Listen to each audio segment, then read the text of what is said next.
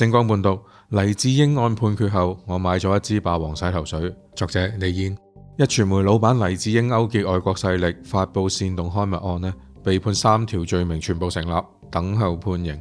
係噶，好似個題目咁講，筆者呢就買咗一支霸王洗頭水。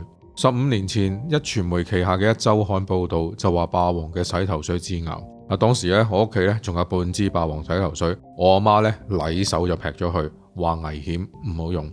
結局大家都知道啦，霸王其後呢就入稟向壹週刊索償超過6億。喺報道刊登咗之後，差唔多6年，霸王呢終於喺高等法院嘅判決之下呢討翻一個公道，壹週刊被裁定誹謗成立。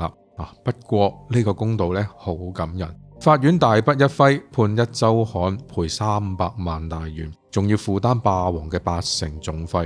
據講呢，霸王當時呢就用咗幾千萬打官司，市值蒸發咗呢可能數以十億計。筆者係一個法盲，數學呢可能又係語文老師教嘅，你哋不妨去計一計霸王損失咗幾多，而為咗討翻呢一個公道，霸王又俾咗幾多出嚟呢？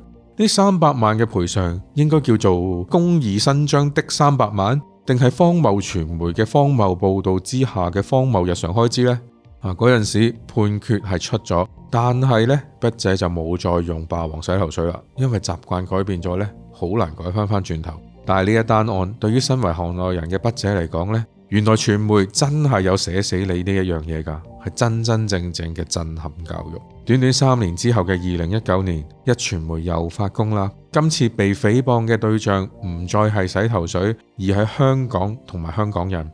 香港呢就被描述到係人間嘅煉獄，係全世界最恐怖嘅地方。香港警察呢就被講成係無惡不作，平民百姓呢就被形容為係冷漠不堪。只有嗰啲上街掟磚襲警批鬥普通人嘅政治巨嬰，先至係壹傳媒蘋果眼中嘅優秀香港人。時至今日，喺西方國家眼中，香港個名俾一啲人搞臭咗，成個社會呢都裂成兩塊。